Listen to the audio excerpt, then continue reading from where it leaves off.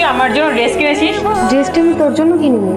ওই রাস্তা দিয়ে আসার সময় হঠাৎ করে আমার জুতোটা ছিঁড়ে যায়, রিক্সায় ওঠার সময় রিক্সার হুডের সাথে লেগে আমার জামাটাও ছিঁড়ে যায়, তাই এক প্রকার বাধ্য হয়ে এক জোড়া জুতো আর একটা জামা কিনে আনতে হলো। মেঘলা যখন সকালবেলা তোর কাছে ড্রেস কেনার জন্য টাকা চাইলো, তুই কি বললি? হাত খালি, টাকা নাই। এখন তো নিজের জন্য ঠিকই ড্রেস কিনে আনলি। আমাকে একজন গিফট করেছে। আর মিথ্যে বলতে হবে না, তুমি আমাকে ড্রেস কিনতে টাকা দিবে না সেটা সরাসরি বললেই পারতে। এসব নাটক করার কোনো মানে হয় না।